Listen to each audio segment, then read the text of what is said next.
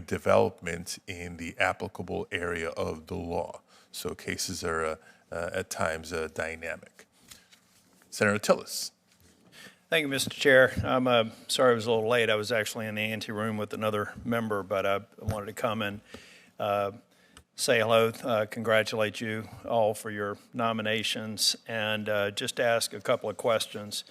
Ms. Silfen, I think maybe by me writing a letter of recommendation to the administration on you, you kind of know where I'm leaning on your confirmation. And thank you for the work that you did for Senator Leahy. I may ask you about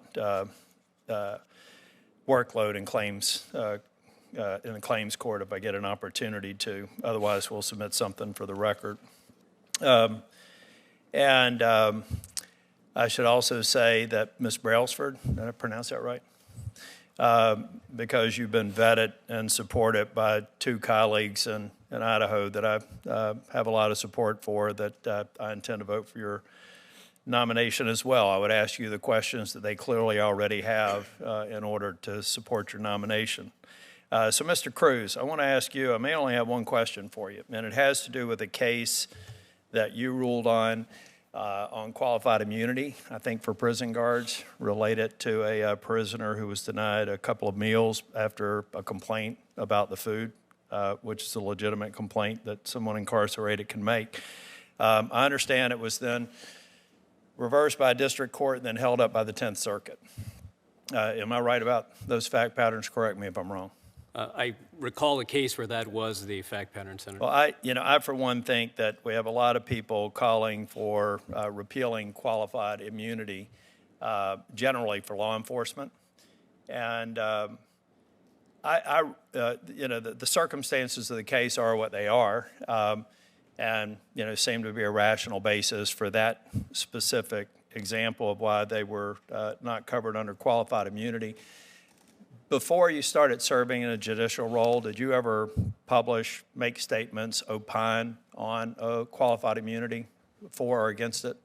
No, Senator, I don't believe I made any statements for or against that. Could you, if you're somebody like me who thinks that people in law enforcement roles need to be held accountable, we've seen some tragic incidences where they are being prosecuted, most recently the prison or the sheriff's deputies, with the case in Virginia just more recently. But could you at least characterize the process that the judicial process that you were a participant in is an example of how you can have qualified immunity in place for people in public safety and still rely on the courts to identify the bad actors and hold them accountable? Sorry, Senator, can you reframe that question? Okay, well, we have a lot of people who are weaving the narrative that, and I have to go back to my least favorite webpage, that is a subpage of Act Blue, which is the aggregation engine for good Democrats to get fundraising. There's a subpage there that's called ACAB. It's the 13.12-mile run. And they describe, it's a Black Lives Matter sponsored page for fundraising. They describe 1312 translates into ACAB, which translates into all cops are bastards. So there are some people who think that all law enforcement officers are bastards. And therefore, you have to assume that they're bad actors, and none of them should have any kind of coverage for qualified immunity.